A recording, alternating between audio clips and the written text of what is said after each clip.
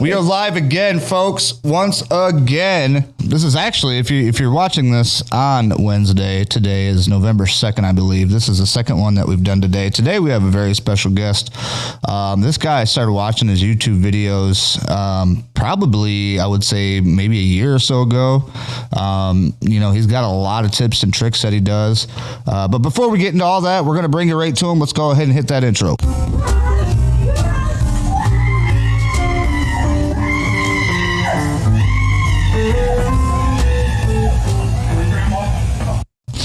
Joining me now is Mr. T11 Paraplegic himself, Mr. Josephhuerta. Here we go. Let's put him on there. I probably butchered your name, but Huerta, every time I try that, man, with like different, I don't know. I guess it's just something with my right. You actually did pretty good. I appreciate it. So hey man, first off, I want to say thanks for agreeing to come on. Thanks for coming to share your story. I'm gonna tell you, like I tell everybody else, I really hope that this helps somebody. You know what I mean? The reason why we do this is to kind of give awareness and also to help somebody that might be newly injured, or there's somebody that's been injured for a while that might want to hear a different point of view. So go ahead and introduce yourself, let people know who you are. Yeah, my name is Josephhuerta. I have a YouTube channel called T11 Paraplegic where I make quick tips and tricks and to help anybody like you mentioned that are new and want to learn how to improve their life and make their life more easy, especially if you're just a newcomer at being paralyzed. Yep. So, Yeah, I really dig your editing style too. I've noticed lately how you've been on there like kind of chopping in, adding some comedy, and then like chopping back in. Yeah. I like that. I like the fast. I don't know. It's something about the fast clicks, the fast chops and the. Yeah, I have my own learning style. Reason for my channel is because I like to make things quick and simple and not drag it on. Just something basic. People make 20-minute videos when it could have been 5 minutes or less. Right. That's pretty much what I've been doing is making videos 5 minutes or less, just to help somebody right in the moment. Yeah. A lot of people like to watch long videos. That's just how they are. That's for sure. In our day and age, there's more people that are apt to watch shorter videos than longer videos. You know what I mean? Also, I want to say thanks to all our live viewers, all the people sharing. We see you guys out there. Jody, Ben, appreciate you guys. So I'm going to get into the first question, which is pretty much, I'm sure you've heard this a million times. It's the one that everybody asks you when you meet somebody new is how'd it happen? Well, for me, it was an argument that occurred. We had somebody, I was staying with a roommate, and he had these guests over. One of them was his girlfriend he was just dating, and her brother just got out of jail. He was staying with us, and the grandmother was staying with us, and there was altercations all the time. The brother threatening my friend, who was a Marine, the one that let me stay with him. And my father being in the Army, I pretty much thought of my father like that. But anyways, so I ended up letting things go for a while. Weeks later, I ended up snapping. All that anger built up. I ended up snapping, told them get the F out. And they didn't like it. They came back. They beat and shot me. So, but like I said, I thought of my father. I'm like, I wouldn't let nobody disrespect my father like that, But right. For his situation, my friend, or was a friend, James, I let things go for a while. So, right. But during the court stuff, they try to say I have anger issues when I wasn't the one that snuck in the house, being shot. They did to me. I heard I heard a knock at the door and a rifle aimed at me, and 2 people barging in with guns. And that female was there, hiking them up, and she got away with it. So she's out right now. The other guy claimed insanity, so he's not doing real time. He'd be out a couple years. The other guy killed 2 people in jail recently. Wow. So, but yeah, I'm a bad person. But right. Justice isn't always justice, but it is what it is. I'm trying to make the best that I can with what I have left. And so I'm pretty much trying to help others like me, because it's not fair and it's not right what happened to us. Right. Even if they done it to themselves, or for example, drinking and driving. Yeah, they did it to themselves, but at the same time, we don't deserve to be like this forever. People learn, but then over time, it's okay, we learned our lesson. Just give us a second chance. For some, we don't get a second chance. Yeah. Some of us are completes. Yeah. Yeah, that's me. I'm complete. Right. Oh, Yeah. Yep. yeah, that really sucks. Yep. I'm a T3, T4. You're T11. How long ago did this happen? Almost 3 years ago. It was December 19th, 2019. Oh, so you're right after me. I'm October 26th. Yeah. That's crazy. 2019. Yeah, Well, welcome to the club, bro. Me and you are going to be homies. sadly. So the second question that I have is kind of I don't know. It could be portrayed in a couple different ways. The way I look at it is it's asked like, would you walk if you could? By that, what I mean is if you could go back to that day and just completely, take a different path and have that not happen to you, and then you would be on a different path, which means that everything you've learned now today, it wouldn't be the same. You would live a different life. Would you rather do that, or would you rather? Yes and no. I've thought of that question long before you just asked me right now. It's just like things are harder now, where it comes with mental problems, and also for me, brain injury. I have problems remembering things. I blink out, be forgetful. I wish I was normal. I'll never be normal mentally, physically, especially with PTSD. But like there's days I keep thinking, why didn't I just leave when I keep hearing the brothers say, Tiffany, let's go. I got it handled. I could have thought, oh man, I should leave. I always think, what would happen if I just left that day? Right. But didn't, because I was being all high and mighty, and I just let my kind of let your ego get the best of you. Yeah, I was there trying to defend my friend. He just let these people walk over him, and I stick up to people, and and he ended up betraying me and took their side over. So court wasn't in my favor because 4 people against 1. Who are they gonna believe? So yeah, but at the same time, I see the positives, because they might have they laughed in court, smiling at parents. They had to be separated in the courtroom because they're laughing and joking around in court. Wow. And then playing daddy. But anyways, it's like, yeah, they're laughing at me, but at the same time, I have the last laugh because I'm the one that gets to choose what I want to do with my life now. Because without them, I wouldn't be T11 Paraplegic. So right. And I think that the word. So yes and no, I would take a different route or direction, but at the same time, my life back then wasn't always the best. I've done some things that wasn't, questionable. Bad back then. Yeah. It's pretty much like a new life and a new change for me. And, I look back, I'm like, man, I used to be doing this and that, getting in trouble and stuff, but now look where I'm at, Right. So yes and a no for that. Hey man, I feel it. You got a fan over here, D Terrazas. Yes. Said, what up, T11? Yep. So yeah, I totally feel that, man. I mean, it's kind of a thing where you learn something when you're like in a wheelchair. You know what I mean? When you're confined to a wheelchair and you have no other choice, you have no choice but to learn how to be patient, how to, you know what I mean? Exactly. And like I was going back from the other question where I said it's like I just wish we'd get a second chance. Yeah, we learned our lesson, but where's our second chance? Right. Most of us won't get a second chance. So. Right. And I mean, obviously with the work that you're doing right now, it's kind of funny because I figured I started watching you right shortly after I got out, and you started making videos right around the same time I did, I think. And I've kind of watched how your videos have progressed. And it's kind of cool, you know what I mean? In a way where it's like, man, I wonder if I could talk to this dude, which it's funny how we're sitting here now. Yeah. But I would like to think, and I'm sure you would like to think, that the work that you're putting into these videos could possibly or is possibly helping somebody. You know what I mean? Because that's like I said, that was my thing. I was in the hospital and there was nothing on YouTube I could watch that was genuine to me. You know what I mean? I mean, there was a few people, but you always want to find somebody you can relate with. You know what I mean? My person I like to watch when I first became paralyzed was Wheels to Walking. Yep, Richard. I watched his stuff and and I watched other people, but his was the main person I always watched or go to when I wanted to learn how to do basic stuff. Yeah. So. Yeah, he's been through a lot of stuff too, man. Man, big ups to that guy.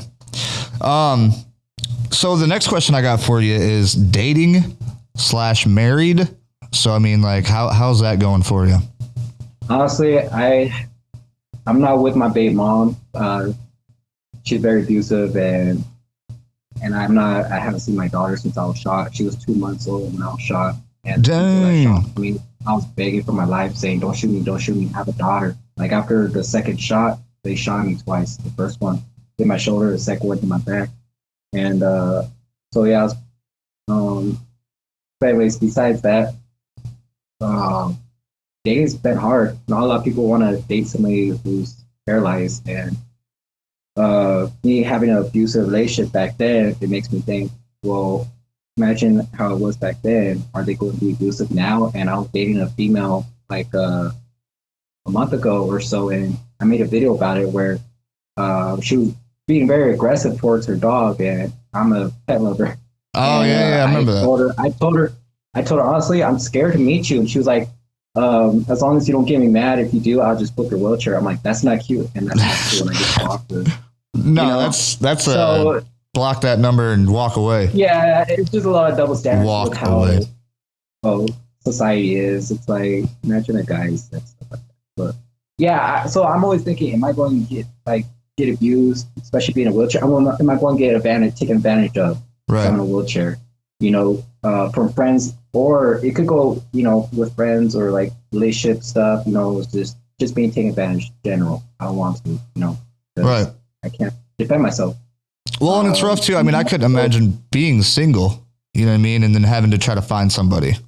Yeah, and then also been cheated on from my paying mom because drugs do that to you. Mm-hmm.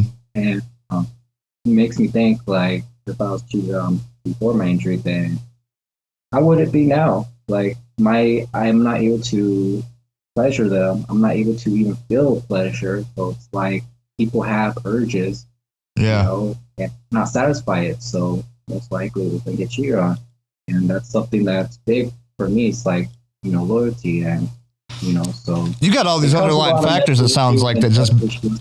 yeah, just like in your head, you know what I mean? Like you think about all these things that kind of, even if you might get the confidence to maybe ask somebody out or whatever, then they kind of start creeping up on you. Like, well, wait a minute, what if this and this and this?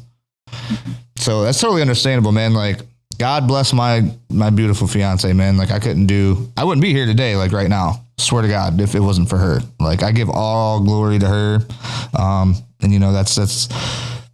it's something where it's like when I see people, that are single, in wheelchairs, it's like, I want to give them advice on, what to do or how to do something to help them. But it's like, in all reality, I don't know anything. You know what I mean? Like, all I would say is just try to have confidence. I would say, try to be confident in yourself. Oh, yeah, speak for everything. Yeah. But for me, I already have that. But as you can see from my TikTok videos, but for me, it's mostly trusting. It's hard. Well, nowadays, it's just hard to trust anybody, especially being a gunshot victim. I cannot trust people because what happened to me. So right. everybody has their own battles, struggles. It's just hard for all of us in general, in dating. And, right. When it comes to mental being paralyzed. Well, the next one I bring up is, what is your biggest pet peeves about being in a wheelchair? Like the negatives? Yeah, just what kind of really kind of grinds your gears, you know what I mean? Like what people do or something like that. What's up, Mike? People think I cannot do things for myself, such as nurses. I have a thing against nurses because they act like they know it all. They act like I cannot do things for myself. They act like I cannot take care of my own pressure sores. So, yeah, people that act like they know it all. Or Know-it-alls. Yeah, I made a video about how a guy nurse told me, well, you don't like using a cath kit because you're not used to it. That's the first thing we used in rehab was a cath kit. I prefer straight cath because I feed the catheter with the wrapper and it prevents UTIs versus touching the catheter, which is blood. Yeah. So I have my own ways. So being paralyzed, the pet peeve for people in general is mostly like, don't tell us how to do certain things when we're the one that has to be doing it. We're the ones that know when to take our meds. We have our own routine, so pretty much don't mess it up.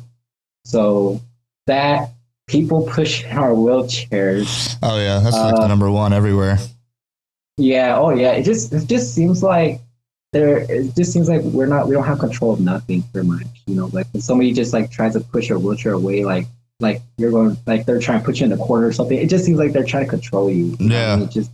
It's not cool. My little brother did that to me. And I was like, no.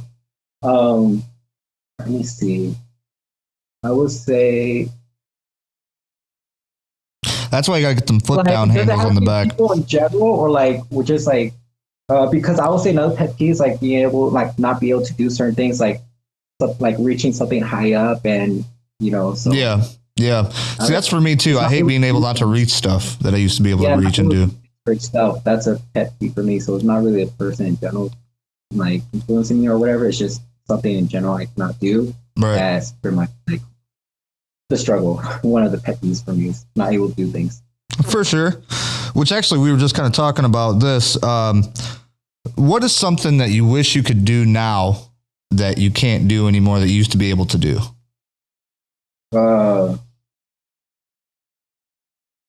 well, besides having sex. I was just gonna say, I already knew Like that I was said, coming. honestly, yeah, because any young person, because I'm 24 now, and I was shot when I was 21. Oh It's been yeah, almost 3 years since I felt pleasure. that's the prime, bro. You got the prime. Anybody, it's a big thing for men or female that's a para. Not be able to feel pleasure, not able to have any more kids. I only have one daughter, so I wish I had more kids. But let me see. I could work, of course, but it's harder since I was shot on my spine. It's harder for me to sit. So there's a lot of things I used to do back then that I wish I could do now. I used to do construction and stuff. Right. Uh, Able to just go out on my own, able to just travel without catheters. Be independent. Yeah. Yeah, so just being independent pretty much. I have to pretty much rely on people for transportation. So Speaking of catheters, I have two different kinds of catheters. So I also have the straight cath that I use for like when I'm in bed or if I'm just kind of sitting around the house. But I also have what I use like out here and when we're going mobile, like when we're on the road, is we use what's called the Vapro Plus pockets or packets. You ever heard of those? no, I haven't. Yeah, those are a self-contained unit, man. Like they come just in like a little square package, and you just like rip open the package. Inside, it's all sterile with sterile water. The bag itself is just wrapped up by a little piece of like tape thing. You just take it off, unravel the bag. The catheter itself is actually inside of a sleeve, so you don't need no gloves. You don't need no lubrication or anything, and you just stick it in. Empty it, fill the bag up, and then that's it. Is that the pre-lube one where it has lube on the catheter?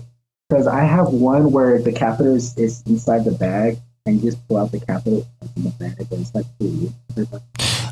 It's not necessarily. I think it's just. I don't know if it's lubed or if it's just like moist or if it just comes like that. I'm not sure, but it's. What's that? I'll have to show you after we're done with this. I'll send you a picture of it. There's a lot of catheters out there, honestly. So. Oh yeah. It's a big money market, man. I'm telling you. I swear I was in the wrong business when I chose advertising. I should have went into catheters. Now we were just talking about this before we went live. But everybody has their own injuries. Everybody has their own different points of pain. They're different things. Talk about your kind of pain that you have to deal with. Yeah. Like before we went live, you just seen for yourself where I deal with nerve pains, and I have nerve pains 24/7. It does not go away, but it's like over time, it's more manageable. You're able to like handle it a little more, but every now and then, like I'll say like every 10, 20 minutes, it'll rack up real bad where it's like a cramp. It feels like something's like squeezing your legs, and it's like a sharp, stabbing, burning pain. And it'll go away in about like a minute or two, but it acts up every now and then. The more I sit, I notice the more it acts up, and my back will start spasming. A lot of people get leg spasms. I don't get that. I just get like back spasms where it'll start twitching. Oh gosh, I couldn't imagine that. I get leg spasms, but not as much as some people do. People that have leg spasms, I notice that they could like keep their like legs definitions pretty much. Mine is like from now. Yeah, I've noticed mine is starting to get kind of flimsy too. What you don't realize too is right after you get paralyzed is how freaking heavy your damn legs are. Like legs are freaking heavy, especially when you can't move them and you can't feel them. Man, I don't know how many times I asked the doctor, I'm like, can we just chop these off? Like it's a drag, like trying to drag yourself around like on the floor to get somewhere. You got to drag your legs, so it could get heavier now than that. But mine actually thinned out a lot I also had surgery on my leg, so they took a big chunk of my leg off for my wound flap. But anyways, um, yeah, and then I get a lot of back pains, so I cannot like sit in my bush for a long time because my back will start, hurting a lot, and I'm always had to like decompress my back. And Right. so pretty much my back and nerve pains are the stuff that I usually can look with. Do you get a like a sensation when you have to go to the bathroom at all? No, honestly, I was telling him how a friend of mine asked me about that. He's a non-para, and he's asking me, some questions about that. And I told him I could kind of, it's yes and no. It's like, cause I'm paralyzed, I cannot feel my belly button. So I'm like paralyzed, like midways kind of. Right. And it's like a fading transition. But it's like, I could kind of feel, but not really, but it has to be really bad. Like a liter of pee. That's yeah, that's not healthy either. Yeah. Yeah, same with being able to do your bowel movement. I cannot feel when I need to go, but if it's really severe where I'm backed up, that's the only way I can feel it if it's like really bad. I made a video about where's my level of sensation with the TENS unit, and I was showing how in order for me to feel a TENS unit, like in my stomach area kind of, it has to be cranked up real high. That's the same with like be able to feel when you gotta go pee or have number two. It has to be very severe in order to feel something. Right. And that's usually bad because you get UTIs, or I had bacteria in my stomach and I got an infection. Ooh. So, yeah. Man. Yeah, I don't know. I feel like I'm kind of lucky on, the lucky side of actually the paraplegic side, I guess, because like I've probably, I would say just about a year or so ago, I started developing a feeling where it's kind of like goosebumps on my forearms or whatever. Like if I have to pee, like my arms will start getting goosebumpy and I'll start feeling it more. You know what I mean? You know what? That reminds me of this YouTuber Anya's life. She's another YouTuber I watch. She's British or something like that, and she says that she gets her leg spasms when she needs to pee. Her legs will start shaking when she needs to pee. Right. But yeah, everybody has something different with them. Yeah. Yeah, to know when you gotta go pee. For me, it's like a bloating feeling, but usually it's really bad where, I have to be real backed up in order to feel something. But right. Everybody has no like ways of knowing when they gotta pee. I'm still learning. So you're kind of just doing it by like watching your intake, going by how long?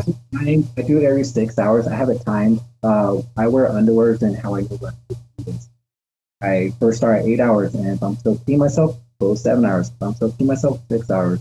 Right. And 6 hours work for me. So, leaking is normal. If you sit for a long time or work out, it's normal to leak every now and then. But peeing yourself, yeah, that's not a good thing. Yeah, I think after a while, you kind of get in your own routine. You kind of learn your body and learn what you can do and what you can't do. You know what I mean? That's what I was talking about with the nurses. Like they irritate me because they have all of their team. So. Right. So that my next question is going to be, like, what helped you the most after your injury? So after you got injured, like, what was the thing that helped you the most? Honestly, YouTube, and having my dog. I have a dog that's a pug, and my dad got me a dog a year after my injury, I believe. And I was dealing with a lot of depression. I was much skinnier. I was much bigger back then, bigger than how I am now. But before I started YouTube, I was real skinny. I starved myself. I didn't eat for days. My hair was all the way to my chin, but then I cut my hair. I buzz cut it. I started a YouTube channel a year ago.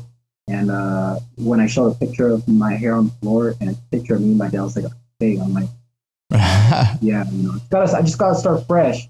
But at the same time, I don't like the buzz cut because it shows my scars all over my head. Yeah. Like brain injury, I can't remember, or I get off the track. And so when I had to script my YouTube videos where it's not really scripting, it's more like I write down notes so I don't get off the track. Oh, so for sure. It's all natural. I just write down, okay, talk about this, talk about that, so I don't get off track. But, yeah. Well, then you also can edit and chop and how you do. Yeah. I mean, I've never seen anybody do it the way you do it. You're like the king of the chop edits. Yeah, so it's just, I blink out every now and then because my brain injury. So right. If I forget what I'm talking about, then at least it's on live. Oh, yeah, no big deal. The next question I got for you is, what are your like hobbies, let's say before your injury and then after your injury? I used to do cross country and track, and I was into like running, and my sister did it. My sister's a cross country coach now, especially after our coach died from cancer, and my dad has cancer now. So, Oh man, so sorry to hear that. yeah, he has some little, so he had surgery for him. But yeah, she's a cross country coach, and so we're up with sports. So I was always into cross country and track. I did hurdles, long distance. Can you speak up a little bit? Yeah, I'm sorry. I did hurling, long distance. I was sprinter and long jump and stuff like that. So like track and field type stuff. Yeah, pretty much just those. I wasn't in like any like football or anything like that. Probably would have been good at it, but yeah, I was mostly into like sports, and then after high school, I was just into restoration and working on houses and construction, and at least the good part of the stuff I used to do. Right. And I won't bring you into that because who knows? You know what I mean? We don't want to bring up the old stuff, which we could actually have an episode about that. Shoot, who knows? What do you do now, though? I mean, after your injury, though, I mean, I might, but at the same time, a lot of people told me like they want to know more about that stuff, but like there's nothing to really brag about that. Like, yeah, I could talk about it, but there's a lot of people make a lot of negative comments on YouTube where they're like, "Oh, you're trying to brag." But no, there's nothing to be proud of. You know, my back tattoo, I always cover up because I'm not proud of my back tattoo. right. You know, this is me now. You know, the old me is dead pretty much, and I did die, but I was resuscitated. And this is the new me, so it's like my whole life. I don't like to dress a certain way. I don't wear dickies no more, or so I don't like to talk about certain lifestyle I used to do because I don't want people thinking I'm bragging. Right. It's like I've been there, done that. I've done drugs, and look where it got me. Being around certain people got me nowhere. But of course, I could talk about my story, of course, to like pretty much help young people. Yeah. Before they end up like us, or at least with me because I was shot. So.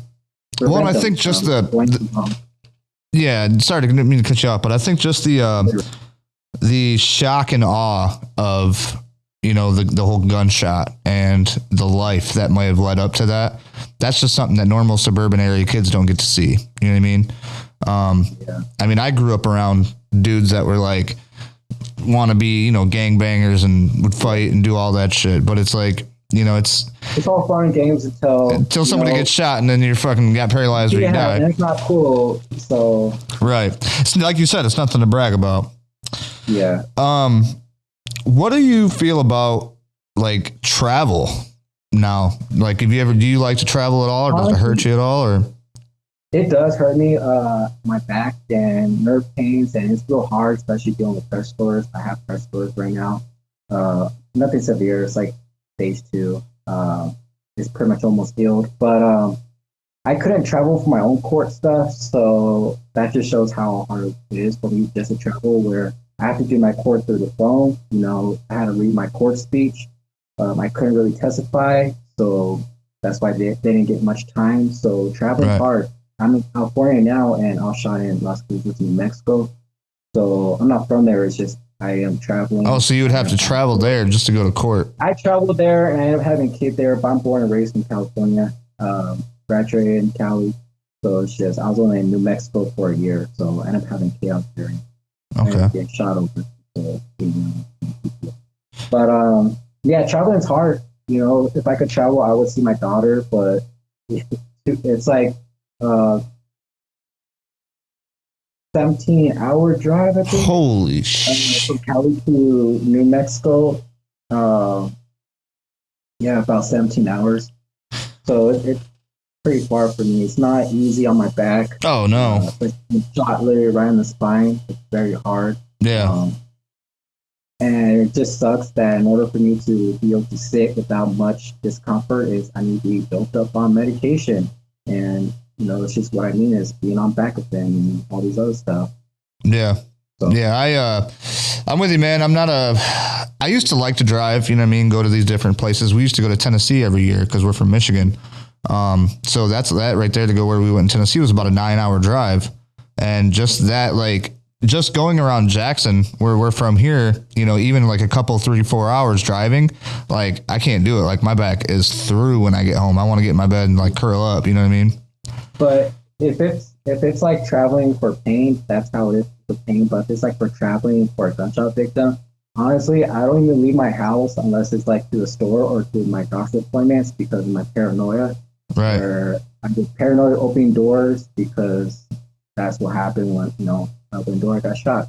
Oh, I can imagine. That's a traumatic experience. Being in society is just hard for me now. I've been like this for 3 years in the house pretty much.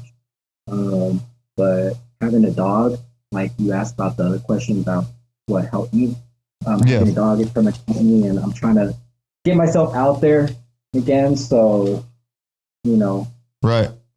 Now, this isn't really one of my questions, but as we're sitting here talking about this, it kind of, it brings me, because I myself am a Second Amendment advocate. I believe that just because we're in a wheelchair or whatever, we shouldn't be the weak ones. We shouldn't be victims. And I carry every day. Obviously, I've learned and I've trained, and I understand the workings of the weapon and how to use it and how safely to use it. Is that anything you'd be interested in getting into, or? Guns? Oh, I'm terrified of guns. I don't mind my dad having guns because he's in the army. He was in the army for 17 years.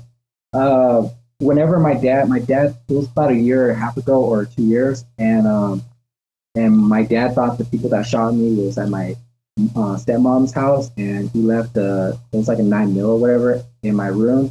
He says, if anybody comes through the door, just shoot. And I was terrified to touch that gun. Right. So it's just guns. I don't mind guns in the right hands. Like, right. I'm a gunshot victim.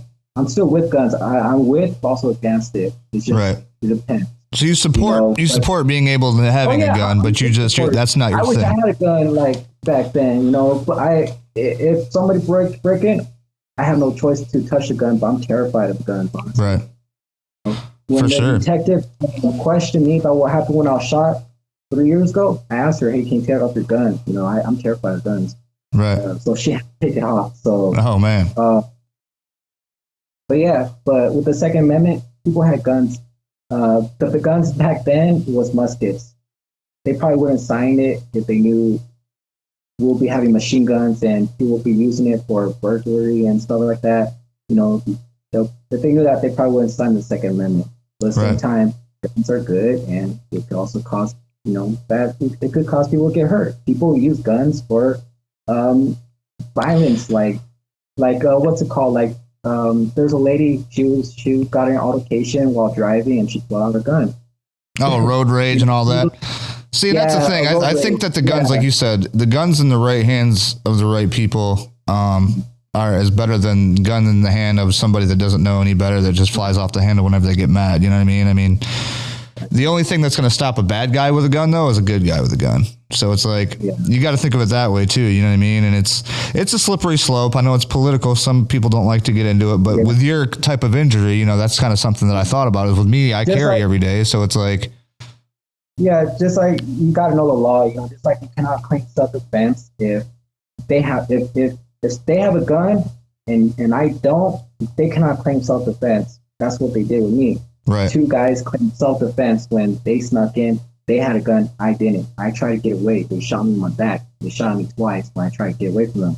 Yeah. So California's gun laws are a lot different than Michigan's, but I mean, it's kind of the same, but it's a slippery slope. Like I said, each state has their own little quirks and perks about different stuff. Where were we at here? Oh, okay. Here we go. Your wheelchair that you use, what type of wheelchair you got? It's a tie light. I wouldn't say tie light because it's heavy. Because the backrest is really huge. It's a lot of people, they ask me about my wheelchair. They're like, why do you have that kind of backrest? You're not that's like for quads. And I'm like, it's because I'm paralyzed in ways I have no core balance. A lot of paras, they're able to have low backrest, and it doesn't look like the backrest is holding onto the back. Yeah. It's just so low. Like, I'm like, how can he sit up? They tried to give me one of those, and I was like, Right now, in order for me to lean forward, I had to have my arms, You got to brace yourself on your leg. Yep. yeah, if not, then I cannot. It's all balance, and it's just over time my arm will get tired, and it's just You got to be able to yeah. So relax. I'm waiting for a new wheelchair. So I'm looking for like a lighter one, and so I could go to like the skate parks and go out and balance stuff like that. But right now, this is a really bulky wheelchair, and it's like my third wheelchair. So. You got a name for it? No. No. I named both mine. I got my manual, which is a blue Apex, I believe it is. I forget what the real name of it is, but it's an Apex something or other. I called that one Old Blue, and then the one I'm in now, which is my power chair, I call this Johnny 5. I don't know if you ever seen the movie Short Circuit with the robot that comes alive, Johnny 5. Oh, it's Speaking hilarious. of power chair, a lot of my nurses or people that come to the houses, they keep thinking my standing frame is my power chair. Oh my goodness. I was like, no, that's a standing frame. You gotta explain it to them. So it kind of looks like one actually, but yeah, I guess so if it was sitting there. Yeah, I got one of those too. You get in it, press a button, it stands you up.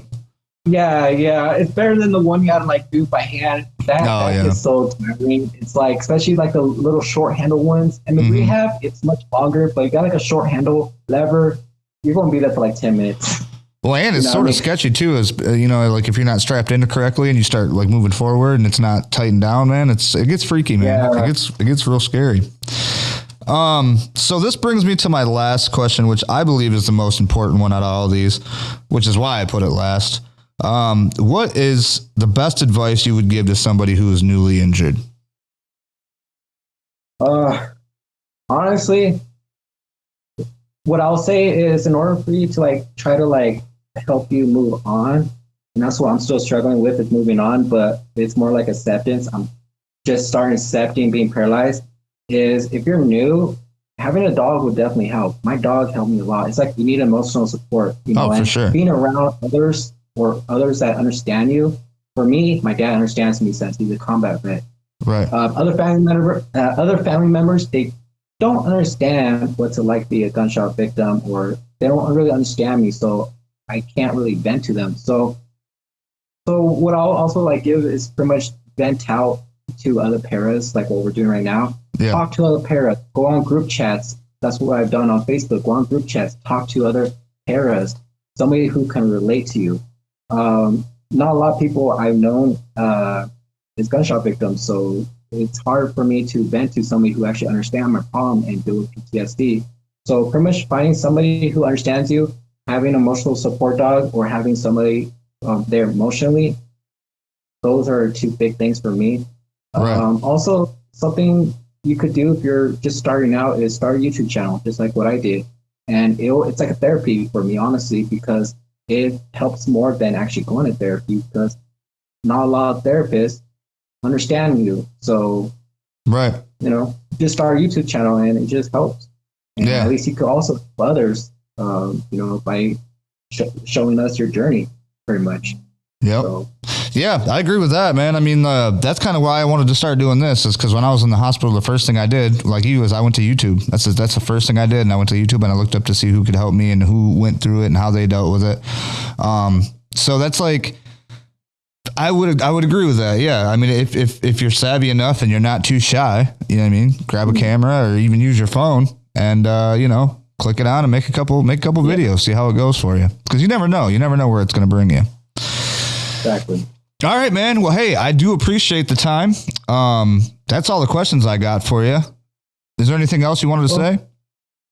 No, I think that's pretty much it. You asked a lot of great questions. I've watched a couple of your videos and I'm very impressed about your quality of your videos and also the questions you ask. They're very, impressive. I've seen, what's his name? The one guy come to on your video, the guy that was in the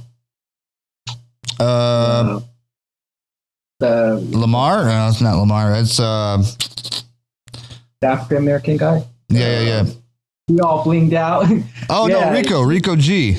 That's my guy. Rico, yeah. Yeah, I really like that video with him. I'm like, man, I could relate to him. So your videos actually helps others, because if I didn't meet you, then I wouldn't be able to see others that are actually similar to me. I'm like, wow, that guy's similar to me, and that'd be cool if I end up reaching out to him or others just like me. So yeah, for sure. I'm very impressed on what you've done. Yeah, appreciate it, man. Helping others.